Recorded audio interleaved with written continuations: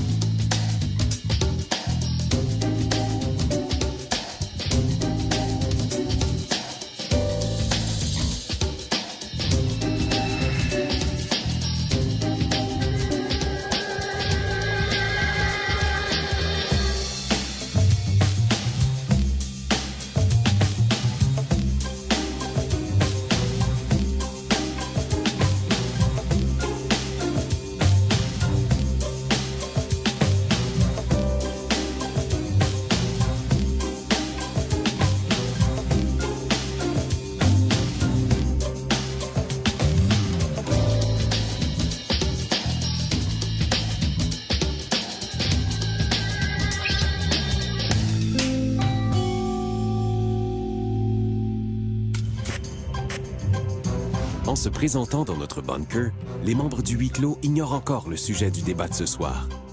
Ils sont à quelques secondes de le découvrir. Bonsoir et bienvenue à huis clos. Ce soir, on va parler de santé, des choix qu'on a faits il y a 40 ans et que certains voudraient bien qu'on remette en question. Civière dans les corridors, liste d'attente, pénurie de médecins et d'infirmières. Notre système de santé universel et gratuit étouffe.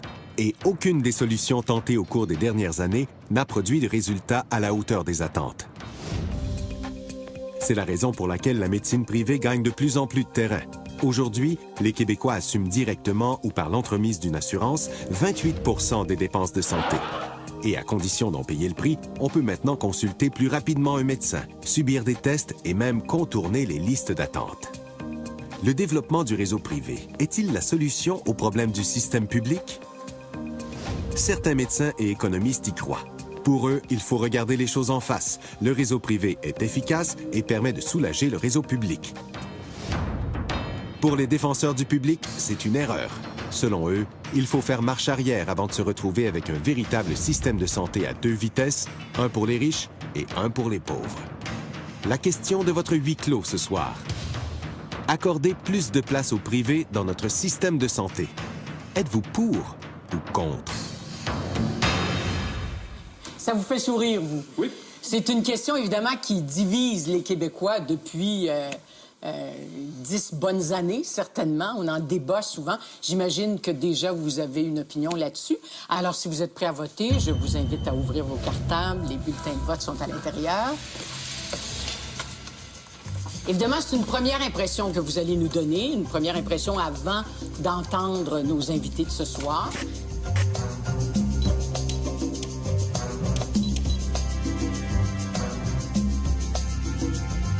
Je donnerai les résultats tout de suite après la première pause, mais pour l'instant, un médecin qui est aussi un homme d'affaires puisqu'il est à la tête de 3 cliniques privées. Je suis médecin de famille et je suis propriétaire de 3 cliniques ici à Montréal. Le centre de chirurgie est un centre de chirurgie dit ambulatoire. Ce qu'on a voulu faire, c'est être un peu la roue de secours du système public, surtout ici sur l'île de Montréal où il y a des listes d'attente en chirurgie. Donc, dans le cadre du partenariat de Sacré-Cœur, l'entente prévoit qu'une bonne partie de la chirurgie dite d'un jour qui se faisait à l'hôpital du Sacré-Cœur soit transférée ici avec les chirurgiens. Et ça permet à l'hôpital du Sacré-Cœur de pouvoir faire sa chirurgie lourde, chirurgie du cancer et ses cas de trauma. Si on regarde les résultats que l'on connaît aujourd'hui, très certainement, je pense qu'il y a un bienfait dans ce partenariat. Regardez, depuis 3 ans que le partenariat existe, on a opéré au-delà de 5000 personnes ici au centre, des patients de Sacré-Cœur, qui n'ont rien eu donc à payer, à part présenter la carte d'assurance maladie. Oui, je crois que le privé peut jouer un rôle, entre autres dans certains aspects de la gestion des services de santé. Mais je pense qu'il faille absolument garder les valeurs qui sont celles du Québec, d'universalité, d'accessibilité aux soins de santé. Alors, Dr Taras, vous nous laissez entendre qu'on peut faire plus de place au privé sans nuire forcément à l'accès généralisé pour tout le monde. Évidemment, il va y avoir plein de questions là-dessus tout de suite après la pause. Actuellement, vous avez un système qui a toujours bien fonctionné, mais avec l'avènement des nouvelles technologies, c'est comme s'il n'y a plus d'argent pour le payer. On dit, allez donc à l'hôpital, mais l'hôpital n'a pas des ressources. Oui. Voyez-vous, et donc c'est vrai qu'il y a un problème au niveau du financement.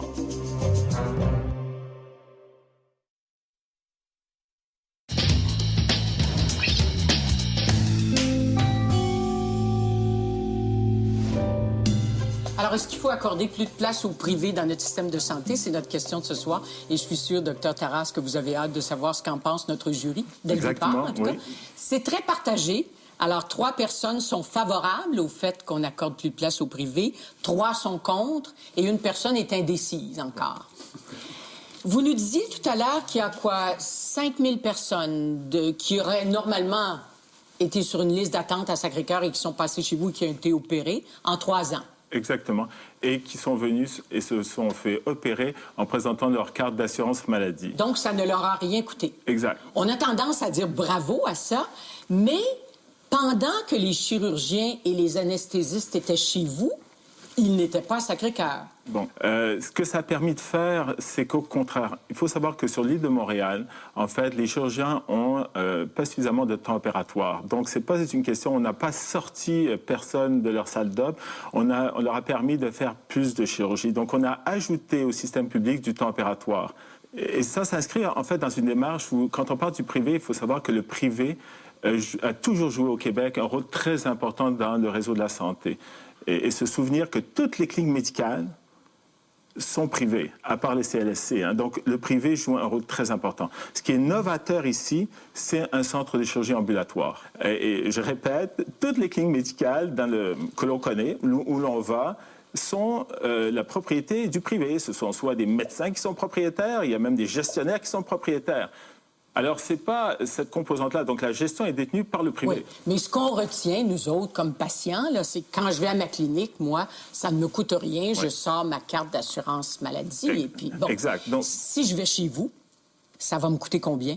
Alors, j'ai expérimenté avec 2 cliniques médicales. Donc, on ne parle plus du centre de chirurgie, on parle des 2 cliniques médicales. Donc, j'en ai une entièrement privée sur le plan de la propriété, mais où les gens ne présentent que leur carte d'assurance maladie. Et j'ai une autre clinique où les médecins de famille sont non participants. C'est-à-dire, dans cette clinique-là, effectivement, la personne qui se présente pour voir un médecin de famille devra débourser parce que les médecins de famille qui s'y trouvent sont non participants au régime. Et ça lui coûte combien, la personne?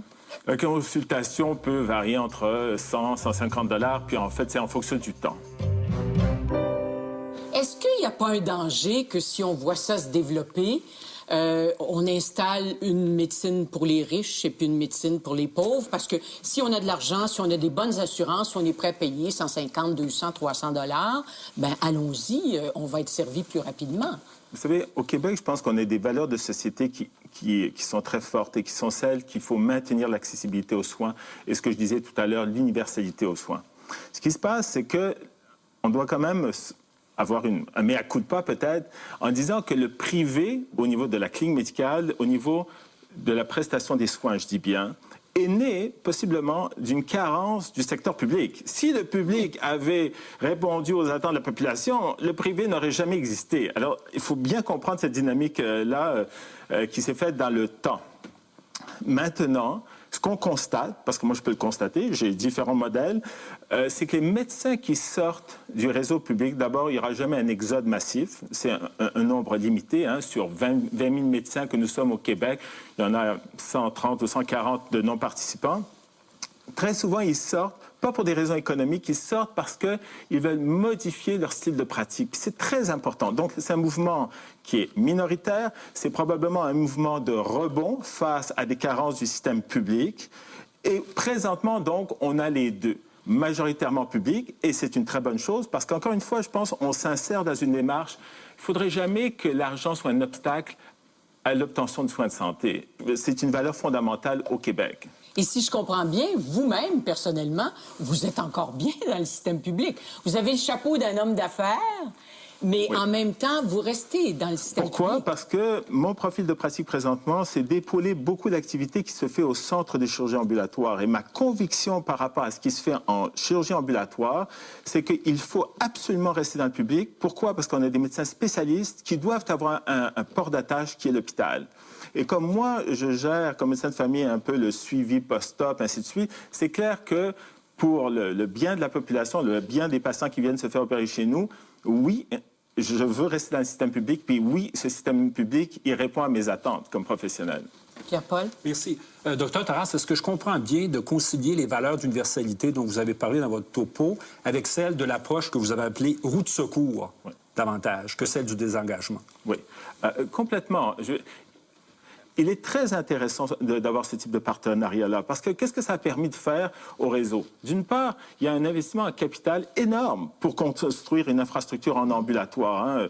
Je vais vous avancer un chiffre, mais c'est plus de 10 millions de dollars investis par le privé. Donc, ça veut dire que du côté du public, ils n'ont pas eu à faire cet investissement en capital. Alors, ça donne une flexibilité, ça donne un modèle complémentaire qui ne touche pas à l'universalité. C'est très intéressant.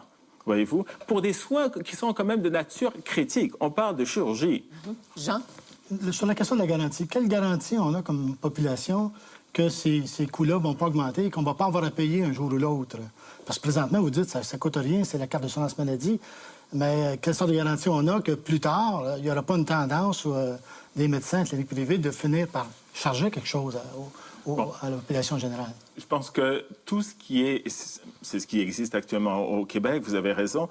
Tout doit être balisé. Hein? Alors, c'est un choix jusqu'où on veut laisser aller le privé. Alors, il faut faire la distinction. Maintenant, par rapport aux médecins non participants, si vous voulez, comme je dis, c'est un phénomène de rebond, peut-être de lacune du système public. Maintenant, la question de fond qu'il faut adresser, c'est le financement du réseau. Où est-ce qu'on s'en va? Prenez la radiologie. Je vous donne un exemple, et ça vient soutenir votre commentaire, et puis il est très pertinent. En radiologie, vous allez dans une clinique de radiologie. Dans le temps, c'était juste des radiographies simples. Ça coûtait la carte d'assurance maladie. Aujourd'hui, vous voulez faire une résonance magnétique. On vous dit, dans une clinique dite privée, la radio des poumons, c'est la carte. Une résonance magnétique, je sais pas, c'est quelques centaines de dollars. Alors, on vous dit, allez à l'hôpital. Vous allez à l'hôpital, et là, on dit, je suis désolé, la liste d'attente, le délai, c'est 7 mois. Actuellement, vous avez un système qui a toujours bien fonctionné, mais avec l'avènement des nouvelles technologies, c'est comme s'il n'y a plus d'argent pour le payer. On dit, allez donc à l'hôpital, mais l'hôpital n'a pas des ressources. Oui, voyez-vous? Et donc, c'est vrai qu'il y a un problème au niveau du financement. Docteur Taras, il faut qu'on s'arrête ici. Merci beaucoup pour toutes ces informations-là. Merci beaucoup. Merci. Alors, est-ce que le docteur Taras vous a convaincu? Oui.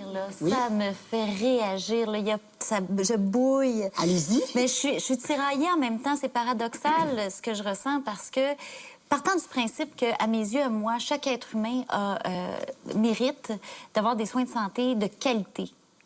Et ce qui m'effraie dans un réseau parallèle privé, c'est que ça m'effraierait de voir que le système public serait dépouillé de ces grands chercheurs, de ces grandes têtes qui profiteraient de plus de liberté, d'un cadre de travail, d'un environnement qui les stimule davantage dans une clinique privée.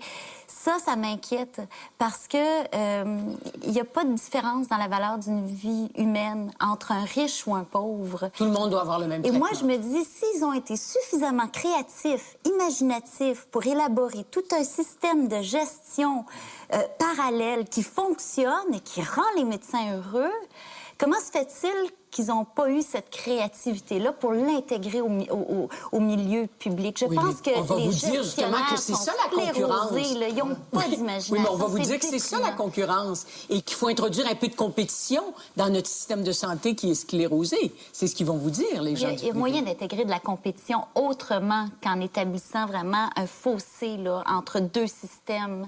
Il y a un risque, c'est qu'on court un risque qu'il y ait des iniquités dans le traitement des êtres humains. Puis ça, faut pas prendre ce risque-là.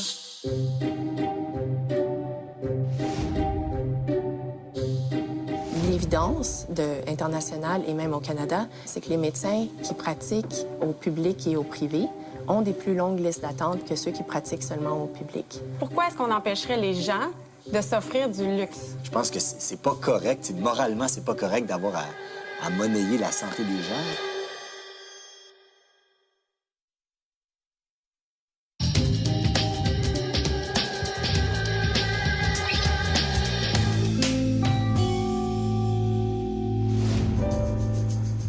Dans tous les pays industrialisés, une part plus ou moins importante des dépenses de santé est assumée par les citoyens, directement ou par l'entremise d'une assurance privée. C'est aux États-Unis que la part du secteur privé dans les dépenses totales de santé est la plus élevée, et au Royaume-Uni qu'elle est la plus basse. Le Canada et le Québec se trouvent en milieu de peloton, parmi une demi-douzaine d'autres pays comme l'Australie, l'Espagne et la Belgique. Est-ce que notre système de santé vieillit si mal que certains le prétendent? On va le demander à la sociologue Amélie Quesnel-Vallée. Bonsoir, Madame Vallée. Bonsoir. Madame Quesnel-Vallée enseigne la sociologie de la santé à l'Université McGill. Elle est spécialiste de l'impact des politiques publiques de santé sur les populations. Est-ce que notre système de santé va si mal que certains le disent? Je pense que pour vraiment prendre le pouls du système de santé, il faut se demander où on regarde le problème. Et une des premières statistiques qu'on consulte souvent, c'est la perception des gens du système de santé. Quand on regarde au niveau général, quand on demande à monsieur, madame, tout le monde comment ils trouvent leur système de santé, on voit que 51 % de la population dit qu'on a besoin de réformes substantielles, disons. Par ailleurs, quand on se tourne aux individus qui ont utilisé le service de santé dans les 12 derniers mois, on voit que 90 % de la population québécoise est satisfaite des services qu'ils ont reçus. Donc, il faut se demander un peu, est-ce qu'on se base sur l'opinion des gens, qui peut-être est influencée par l'opinion publique, par les médias, ou sur l'expérience vécue? Est-ce que vous avez l'impression qu'au Québec, les Québécois sont réfractaires à ce qu'on amène un peu plus de privé? Parce qu'on se dit souvent chez notre voisin américain, là, c'est pas drôle avec la prépondérance du privé qu'il y a là. C'est certain, je pense qu'on est tiraillé entre cette image de l'épouvantail américain et l'idée que si on va vers le privé, c'est nécessairement vers ce vers quoi on s'en va. Il y a une grande distance entre plus de privé dans un système québécois et le système américain. Par ailleurs, il faut quand même prendre en compte que je crois qu'on est assez tenté au niveau individuel par des idées qui sont véhiculées, qui viennent avec l'idée du privé. Par exemple, l'idée qu'on aurait plus de choix individuels. Cependant, il faut aussi voir quelles seraient les implications de ce choix individuel-là. Et dans un contexte comme le nôtre, où on a une demande pratiquement illimitée pour la santé et des ressources très limitées de professionnels de santé notamment, on a une recette potentiellement pour des problèmes. Ça veut dire que vous craignez le transfert, vous craignez qu'il y ait des médecins qui sont dans le public présentement et qui se désengagent pour aller vers le privé? Qu'on perde des ressources au public? On l'a vu, on le voit. On avait, en 2004, on avait 95 médecins qui étaient non participants au Québec. Maintenant, on en a 135. Véronique? En fait, M. Taras, qui était ici il y a quelques minutes, semblait dire que l'universalité et l'accessibilité des soins de santé pouvaient ne pas être compromises par une plus grande place du privé, en fait, dans la santé. Je voulais peut-être avoir votre position là-dessus, à savoir est-ce qu'on peut vraiment préserver cette accessibilité-là et les valeurs que ça sous-tend, tout en introduisant encore un peu plus de privé. On a une situation qui est une situation limitée en termes de professionnels de la santé, en termes de capacité de prestation des soins. L'évidence internationale et même au Canada, notamment au Manitoba, c'est que les médecins qui pratiquent au public et au privé ont des plus longues listes d'attente que ceux qui pratiquent seulement au public. Donc, les patients qui se trouvaient en attente d'une chirurgie de la cataracte auprès d'un médecin qui pratiquait seulement au public avaient une liste d'attente, une période d'attente moyenne de 10 semaines, alors que ceux qui pratiquaient au public et au privé avaient une liste d'attente de 26 semaines en moyenne. C'est plus du double.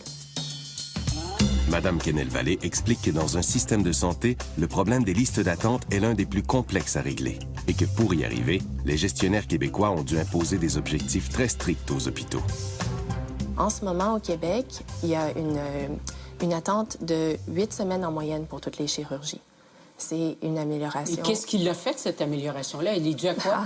Ce sont les délais d'attente. Maintenant, les hôpitaux, les institutions sont tenus de respecter certains délais d'attente, certains délais de chirurgie pour les patients qui auraient besoin de chirurgie de la cataracte, de la hanche et du genou.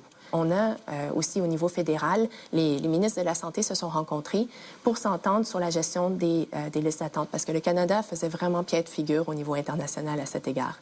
Ça oui, mais on a le droit d'aller au privé maintenant aussi pour ça, pour un genou, pour une hanche, et puis... Mais c'est très minime. En fait, le Québec a mis de l'avant la loi 33, qui est excessivement vaste, qui permet notamment les contrats entre les cliniques privées, donc des institutions privées, et des hôpitaux. Et ça s'est développé de façon assez limitée quand même parce que ça demande un certain investissement de la part des médecins et parce que ça doit être des médecins qui sont propriétaires de ces cliniques-là, principalement, justement pour éviter qu'il y ait une certaine dérive. Mais est-ce que ça, c'est une bonne contribution avec le privé? Puis on se dit, voilà, on a fait un progrès là-dedans? Jusqu'à maintenant, ça semble fonctionner. Je veux vous entendre sur l'avenir de notre système s'il reste public au pourcentage où il est à peu près maintenant. Là. On voudrait bien le garder, on voudrait bien qu'il performe davantage, mais c'est lourd, tout ça, puis il n'y en a pas beaucoup d'argent.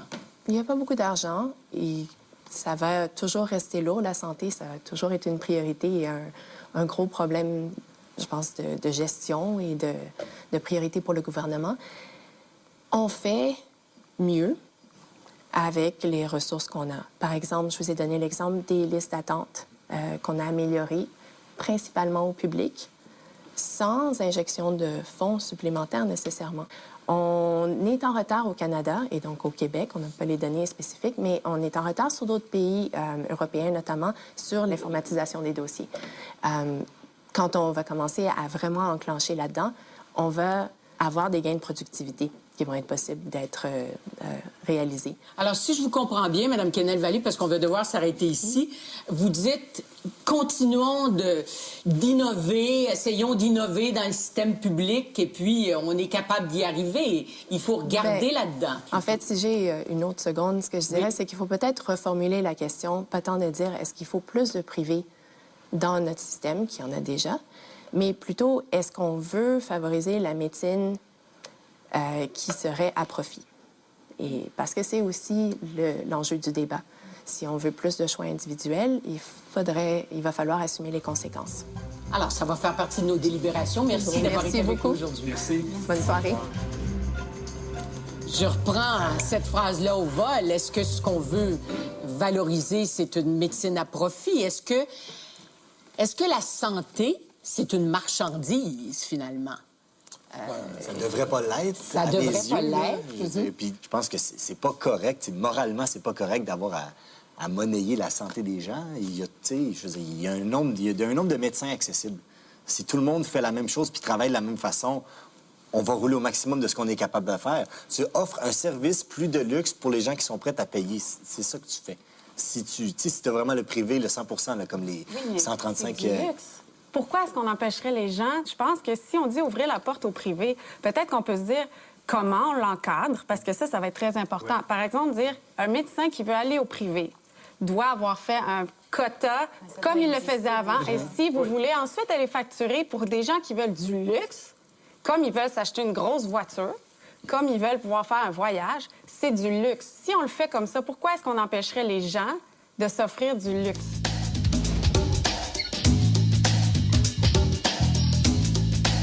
Le privé, son objectif principal et premier, c'est de faire du profit. Alors que le système de santé publique, son objectif principal, c'est de soigner la population selon les meilleurs standards de soins. Il ne faut jamais l'oublier. Le privé rend des comptes à ses actionnaires, le public rend des comptes à la population. Donnez-moi un seul pays dans le monde qui a un système de santé mixte, qui a vu son système de santé public disparaître. Il n'y en a aucun.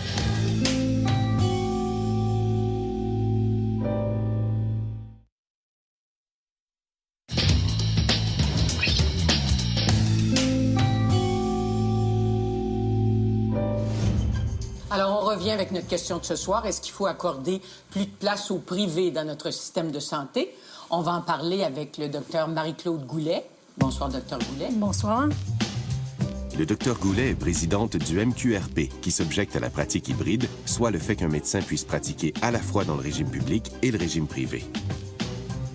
Et avec le député Éric Kerr. Bonsoir. M. Kerr. M. Kerr, de son côté, a été critique en matière de santé alors qu'il était député de l'ADQ. Il milite fortement en faveur d'un système de santé mixte. Je commence avec vous, M. Kerr, parce que ça fait longtemps que vous vous battez, que vous êtes motivé pour qu'on fasse plus de place au privé dans le système de santé. Bien, absolument. Moi, je pense que c'est une question de performance pour notre système de santé. J'entendais dire que si on faisait plus de place au privé en santé, c'était la fin du système de santé tel qu'on le connaît. Et je pense que c'est souhaitable. Parce que quand on passe 17 heures à attendre dans les urgences, quand on croupit sur des listes d'attente, quand on n'est même pas capable d'avoir un rendez-vous pour une colonoscopie, je pense que les gens qui souffrent de ça, oui, veulent la fin du système de santé tel qu'on le connaît pour un système de santé qui va être meilleur, plus orienté vers le patient, les services aux patients, la performance, puis un peu moins sur le doctrinaire et l'idéologie. Alors, Dr Goulet, je devine que vous vous opposez à ça complètement.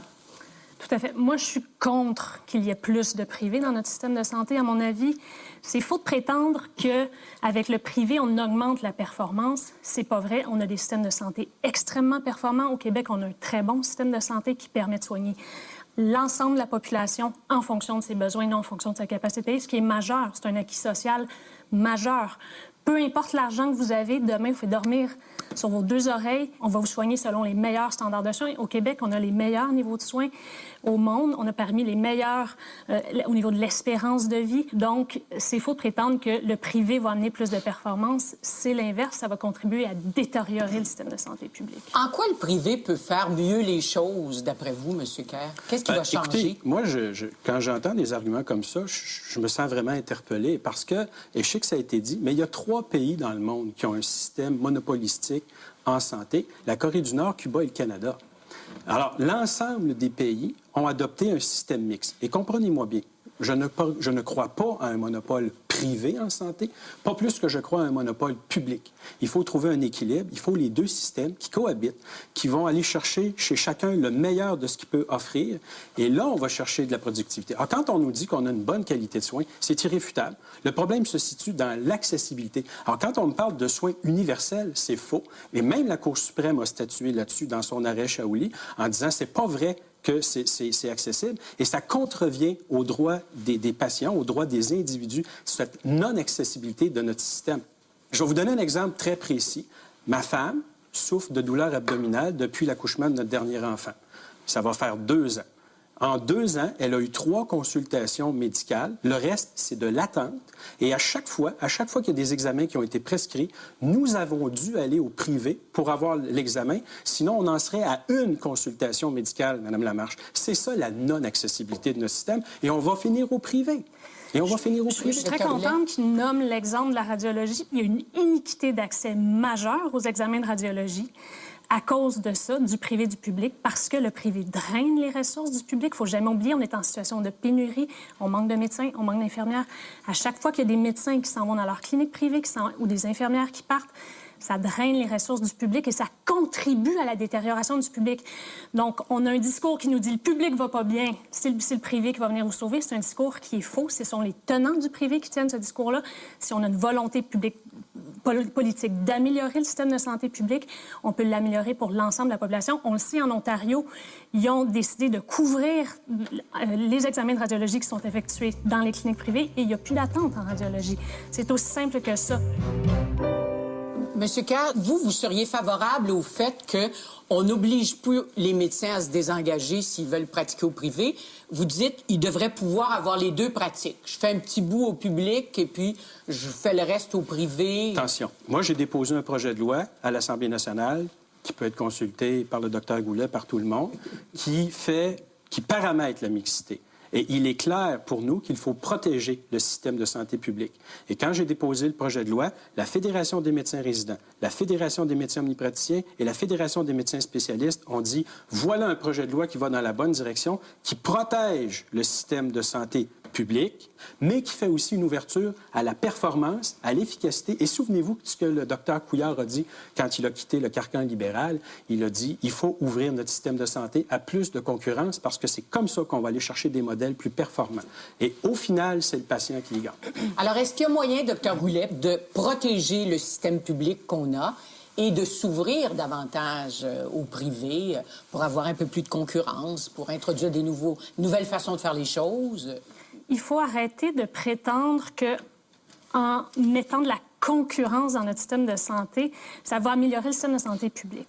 Le privé, son objectif principal et premier, c'est de faire du profit. Alors que le système de santé publique, son objectif principal, c'est de soigner la population selon les meilleurs standards de soins. Il ne faut jamais l'oublier. Le privé rend des comptes à ses actionnaires, le public rend des comptes à la population. Si on met en concurrence des cliniques privées avec des hôpitaux publics, les cliniques privées prennent ce qui est rentable, ce qui est le plus rentable, les cas les moins complexes, les chirurgies les plus rentables, tout ce qui est traitement compliqué pour le cancer, maladie mentale, maladie respiratoire chronique. Le privé ne s'en occupera jamais. C'est le public qui va s'en occuper. Et là, on va faire semblant qu'on va les mettre en concurrence, alors que le privé va avoir drainé les ressources du public parce qu'il va avoir pris nos médecins, notre expertise, nos infirmières, notre personnel technique. Et en plus, c'est démontré que dans le privé, les soins sont de moins bonne qualité, il y a plus de complications. En vertu de quoi? Plus de morbidité, plus de mortalité. Ces études-là ont été faites aux États-Unis, en Angleterre, en Australie. On est capable de comparer pour un même acte, la même chirurgie, chirurgie du genou, chirurgie de la hanche, plus de complications, plus de morbidité, plus de mortalité dans le privé.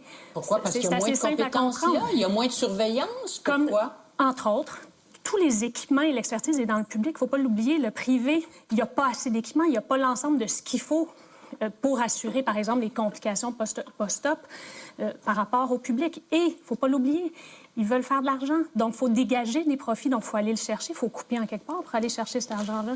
Est-ce que, M. Kerr, le désir de faire de l'argent est compatible avec ce désir qu'on a de servir tous les Québécois correctement en fonction de leurs besoins? Madame Lamarche, vous me dites, est-ce que la notion de profit est incompatible avec la notion de service? Au contraire, parce que les gens qui veulent faire des profits sont très, très, très intéressés à donner du service parce qu'ils souhaitent que vous reveniez chez eux. Alors, c'est pas incompatible. Ceci étant dit, je suis pas en train de vous dire que le privé, c'est la panacée, c'est à la droite de Dieu. Le privé a ses défauts, il faut le savoir, et c'est la raison pour laquelle, dans le projet de loi qu'on a déposé sur la mixité, que j'ai déposé sur la mixité, on paramètre la pratique privée ainsi que la pratique publique. Mais mon autre exemple, donnez-moi un seul pays dans le monde qui a un système de santé mixte qui a vu son système de santé public disparaître. Il n'y en a aucun. Mais donc, il n'y a aucun... Et quand Dr. Goulet parle de ces nombreuses études là, qui disent que le privé fait moins bien, bien, je voudrais les voir, ces études-là. J'aimerais qu'on me nomme les chercheurs qui ont fait ces études-là. Parce que l'Organisation mondiale de la santé n'a jamais classé le Canada comme un des 10 pays au monde où le système de santé est le meilleur. Ils classent toujours les Américains le dernier, puis nous autres, on n'est pas très, très loin devant. Alors que les systèmes de santé mixtes sont tous dans les 10 premiers. Il faut qu'on s'arrête parce qu'on va passer à nos délibérations. J'aurais le goût de vous donner à chacun, si vous êtes capable de respecter ça, 30 secondes pour nous convaincre là, que vous avez la bonne façon de voir les choses. Bien, je vais vous donner une petite statistique intéressante. Il y a 15 ans, 30 du budget du Québec allait au financement du système de santé. Aujourd'hui, c'est plus de 45 et il est moins efficace qu'il était. Donc, où est-ce que ça va s'arrêter dans l'hémorragie des finances publiques et où est-ce que ça va s'arrêter dans la sous-performance? Dr. Goulet? Je veux juste répondre. Je pense que pour l'intérêt commun, pour le bien commun, pour l'intérêt de tout le monde, il faut conserver un système de santé publique fort au Québec. C'est un acquis social majeur. Il faut réaliser ce que c'est que tout le monde puisse avoir accès à des soins de santé de qualité. Il y a juste un système de santé public qui peut faire ça. Merci beaucoup à tous les deux. Merci. Vous avez nourri nos délibérations. Merci. Merci. Alors voilà, vous avez entendu tous nos invités. Oui. Est-ce que oui. J'aurais voulu leur poser 2 questions. Ils semblaient très préoccupés par la productivité du système de santé, puis ils proposaient la concurrence pour assainir le système de santé. Et je me demande si ça passe absolument par le développement d'une industrie privée, la concurrence. Quand on était à l'école, là, je veux dire, peu importe le niveau social, l'argent que faisaient nos parents, quand la maîtresse d'école nommait à haute voix les notes, il y en avait de la concurrence. Puis on avait intérêt là, à se forcer pour avoir la meilleure note la prochaine fois. Il y avait pas, c'est pas malsain. Est-ce que c'est absolument nécessaire qu'on ait une opposition entre du privé avec un souci monétaire puis un public? Est-ce que la confrontation dans la concurrence est nécessaire? Mais ça existe déjà. Les hôpitaux ont des primes quand on voit même dans les manchettes l'hôpital qui a été considéré celui qui se gère le mieux, qui s'administre le mieux. Mais la ça vraie existe question, déjà, mais ça n'empêche pas les gens d'attendre 20... Moi, quand j'attends 12 heures pour aller faire soigner mon fils, peu importe mon budget, je ne changerai pas d'auto peu importe, je n'irai pas en vacances cette année, je veux faire le choix de faire soigner mon enfant tout de suite. Comme mon chat, quand il est malade, j'appelle le vétérinaire, il soigne tout de suite. J'ai le choix d'investir mon argent là où je le veux pour tout le reste. Okay, dans la santé. Si ça a pour effet qu'un autre enfant soit soigné moins rapidement parce que le tien est soigné plus rapidement. Là, il y a un problème de société qui se pose. OK, puis quand le choix que tu as, c'est soit faire soigner ton enfant puis partir en voyage, donc tu partiras pas en voyage, ou c'est mettre de la bouffe sur la table ou envoyer ton enfant à l'école puis faire soigner plus vite. Mais on dit pas qu'on veut plus mais on dit pas qu'on veut plus du tout. Fait que cette personne-là va l'attendre 17 heures, risquer des complications. Moi, la question de la concurrence, ça me fatigue depuis tantôt. On parle de concurrence. De quelle sorte de concurrence on parle? Normalement, quand deux compagnies sont en concurrence, ils se concurrencent avec leur propre personnel et leur propre outil. Ils ne vont pas voler les outils de l'autre. Je suis d'accord avec toi, mais alors, dans les hôpitaux... C'est sous l'angle du complément. Le complément. Tu sais, moi, je vais vous raconter un exemple que j'ai vécu. Mon beau-frère, je comptais ça tantôt à Olivier, pas parce qu'il est indécis, là, mais je comptais ça. Mais effectivement, mon beau-frère, à un moment donné, depuis quelque temps, a des maux de tête violents. Pendant longtemps, il se lève la nuit à 4 h du matin, systématique. À un moment, il vient me voir, on est en réunion, tout ça. Je lui dis, garde, peut-être c'est bon de penser au privé, juste pour aller faire un petit examen de ton petit cerveau. Alors ça, c'est le mardi. C'est son propre médecin en public que je connais qui lui a dit, garde, va au privé, va faire un check-up. Il est allé le mardi. Le mardi, chez le médecin public. Le vendredi, il est chez le privé pour le scan. Le samedi, on l'appelle pour lui dire, urgence. La lésion est entrée. Lésion, c'était pas un cancer au cerveau. Lésion cérébrale. Bon, c'est un petit exemple. Ce que je veux dire, c'est que s'il n'y avait pas eu cette opportunité-là, que tout le monde peut avoir, puis c'est pas un monsieur qui fait 200 000 par année. Excusez-moi, dites-moi pas que tout le monde peut avoir. Non, attendez, j'allais terminer. C'est pas quelqu'un qui fait 200 000 par année. Il m'en voudrait de lui dire. Mais peu importe, tu vas t'endetter pour faire ça. Tout le monde va le faire. C'est un choix ciblé. Si je veux le faire, pourquoi est-ce qu'on m'en empêche? Mais non, mais la personne qui gagne 15 000 par année, non, mais c'est facile, le système universel, on ne dit pas qu'on veut l'enlever. Non, mais c'est pas ça. Moi, ce que je dis, c'est que la personne qui n'en a pas d'argent va s'endetter pour le faire, ce chemin-là. Non, c'est parce que le système est encore là. Que ce soit l'État qui décide pour nous autres tout le temps. Ah, ben là, si quelqu'un veut acheter une TV, il veut s'endetter. S'il veut s'endetter pour se faire soigner, qu'il s'endette, qu'il se fasse soigner. Mais c'est même pas c'est toujours juste parce que tu veux t'acheter une télé couleur, tu veux t'acheter un chien, tu veux t'acheter un chat, tu veux te faire des voyages en Thaïlande. C'est un choix que tu fais. Le réel problème, je pense que c'est pas les médecins. C'est dans la gestion et dans l'administration des établissements publics. Je pense qu'il est là le problème. On cherche la productivité, on cherche la performance. Non, mais M. Kerr va loin là-dedans. Je suis d'accord avec vous.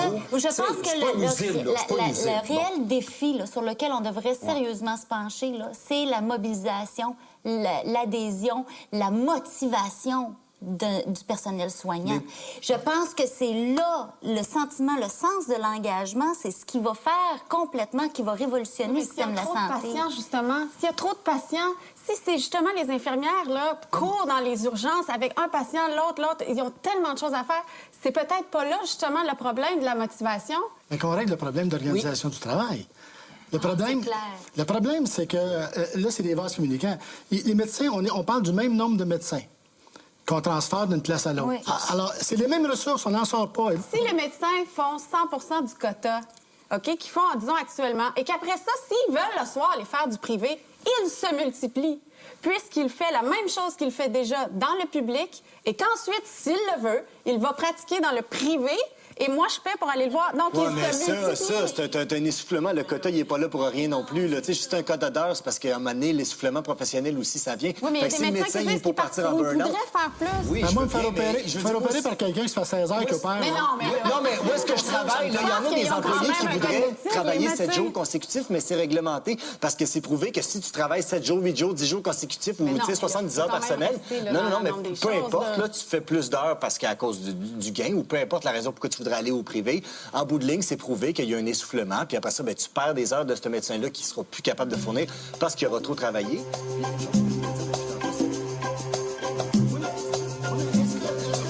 Est-ce que les médecins du privé vont se contenter des revenus de la carte d'assurance maladie pendant bien des années? Moi, je pense que non.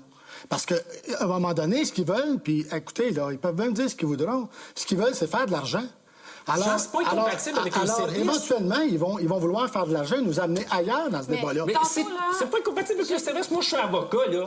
Je fais de l'argent, mais si mon client n'est pas satisfait, il ne viendra pas me voir. Oui, mais tu dis que c'est incompatible avec le service, alors qu'au fond... C'est pas incompatible. C'est pas incompatible avec le service. pas Mais dis ça incompatible. aux gens qui ont subi des complications graves dues à du manque de matériel. Tantôt, Dr Goulet parlait des cliniques où est-ce que l'équipement, en fait, il n'y a aucune certification, il n'y a personne qui s'occupe de voir quel genre de stock ils gardent en termes de vraiment, là, tu sais, des trucs C'est très le problème techniques. d'encadrement puis des contrôles. Ben, en fait, c'est ça. Alors, ça vous inquiète, ça? Ben, ça m'inquiète énormément. Les garanties sont où? Le contrôle est où? Et jusqu'où on va aller pour dire, moi, ma clinique est rentable et je fais de l'argent en bout de ligne? Jusqu'où on va aller?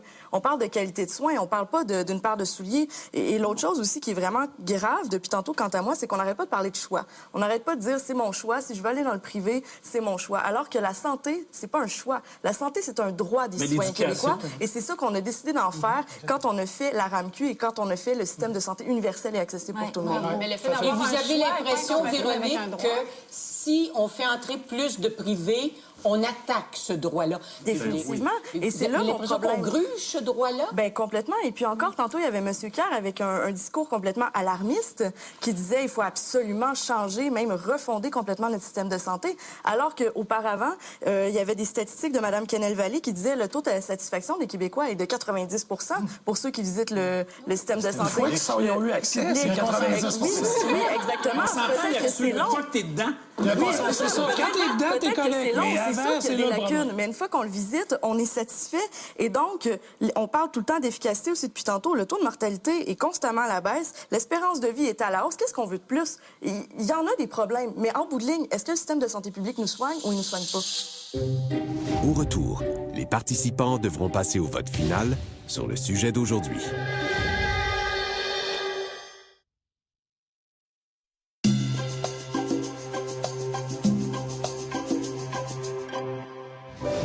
Alors, vous avez entendu nos invités, vous avez délibéré de façon passionnée, avec beaucoup de fougue. Vous vous souvenez sans doute que quand on a commencé l'émission, à notre question, accorder plus de place au privé dans notre système de santé, est-ce que vous êtes pour ou vous êtes contre? Il y avait 3 personnes qui étaient pour, il y en avait 3 qui étaient contre, et il y avait notre indécis qui s'est déclaré en cours de route. Alors, vous vous sentez prêt à voter? Oui. Josée, je commence avec vous. Alors, moi, je suis pour donner plus d'accès au privé parce que pour moi, avoir le pouvoir d'exercer un choix, c'est un droit. Et ce droit-là ne va pas à l'encontre des valeurs d'accessibilité et d'universalité des soins qu'on s'est donnés au Québec. Pierre-Paul? Alors, moi également, je suis pour, parce que la question à laquelle on devait répondre était plus de place au privé et non pas remplacer le public.